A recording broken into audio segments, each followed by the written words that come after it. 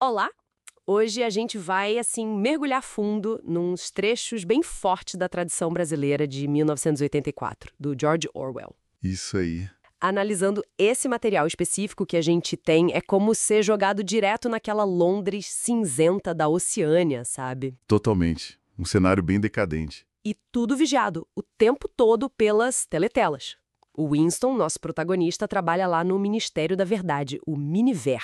que é um nome irônico, né? Porque eles fazem o oposto. Exatamente.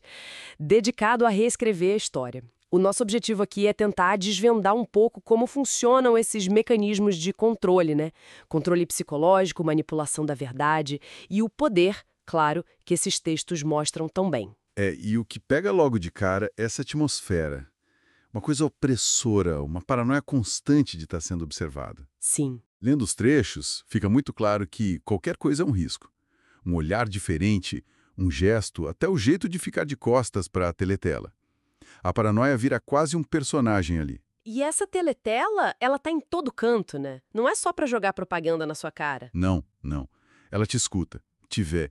Dizem até que percebe os batimentos cardíacos. Pra quê? Pra pegar o tal do rosto crime? Qualquer deslize na expressão facial, né? O controle já começa ali, na reação mais básica. Exato. E aí você tem o contraste brutal com o que o partido diz, né? A propaganda que os textos descrevem fala de fartura, de progresso constante. Mas a realidade que o Winston vive e que tá descrita ali é outra coisa. Completamente.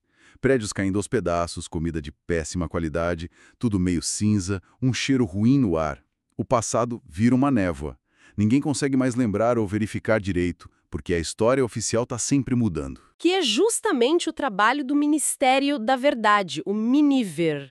Os fragmentos mostram bem isso. A função deles é alterar tudo. Documentos, notícias, estatísticas. Para que o passado sempre confirme o que o partido diz hoje. Se hoje o inimigo é a Lestácia, então ele sempre foi o inimigo. Entendeu? A ideia central é: o partido é infalível, nunca erra. Mas como alguém vive aceitando tudo isso?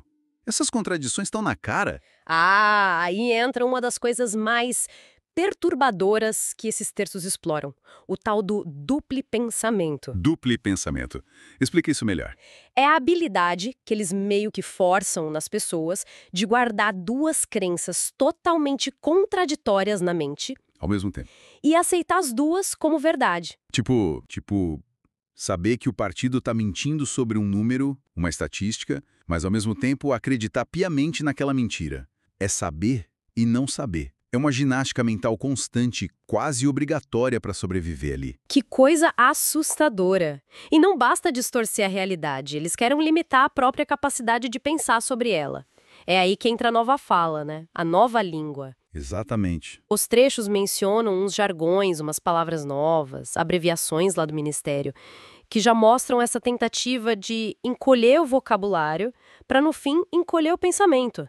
Se não tem palavra para heresia, como você vai pensar em heresia? É um controle que vai muito fundo e invade a vida pessoal de um jeito. A individualidade tem que ser reprimida. Laços de afeto, amor, são vistos com suspeita. Os textos mostram isso no casamento, né? Precisa de aprovação de um comitê. Sim, e a ideia é evitar a atração física real entre os membros do partido. O sexo é visto como, como a ex-esposa do Winston, a Catherine, via, um dever para com o partido. Algo para gerar filhos só. Tentar eliminar o prazer. Que loucura! Mas tem aquela frase sobre os proletas? Ah, sim. Proletas e animais são livres. Há uma certa liberdade moral ou talvez indiferença, né? Eles são vistos como inferiores, incapazes de ameaçar o partido, então o controle sobre a vida pessoal deles é mais frouxo. E nesse cenário todo, a gente acompanha a rebelião do Winston, né? Começa pequena, secreta, escrever um diário. Isso. E depois o caso com a Julia. A rebelião dela já é um pouco diferente, parece. Como assim? Pelo que os trechos indicam, a Júlia parece mais focada na satisfação pessoal, na desobediência como um ato de prazer, de viver o momento, sem acreditar muito numa oposição organizada, numa revolução de verdade. Ela quer burlar o sistema para ter a vida dela. Entendi. E aí entra a figura do O'Brien, que é crucial. Muito. No começo, o Winston olha para ele e vê esperança. Alguém do partido interno que talvez pense como ele, que entenda. Mas a virada é brutal, né? Totalmente. Os textos deixam claro. O'Brien é o oposto. Ele é um agente do partido, um torturador de altíssimo nível. E tem a traição do Sr. Sharrington também, o dono da lojinha.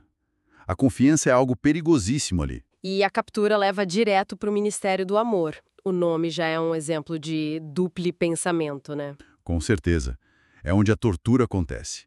E o quarto 101 é o ápice disso. Ali o objetivo não é só fazer a pessoa sofrer ou confessar, é quebrar ela por dentro. É curar o dissidente, como eles dizem. O exemplo clássico que os trechos trazem é o O'Brien forçando o Winston a aceitar que 2 mais 2 são 5 se o partido disser que são.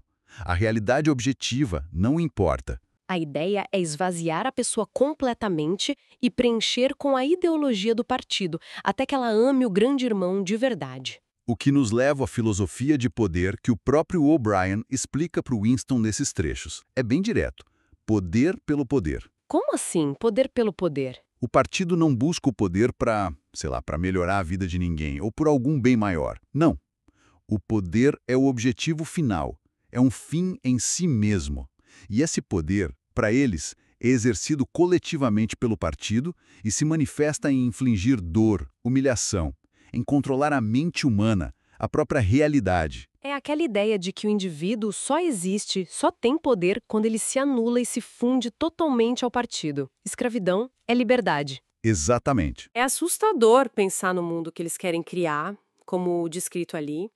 Um mundo de medo, ódio, triunfo constante sobre inimigos, onde coisas como amor, amizade, curiosidade científica, prazer, tudo isso seria erradicado. A natureza humana vista como algo infinitamente maleável, que pode ser controlada. Um controle total.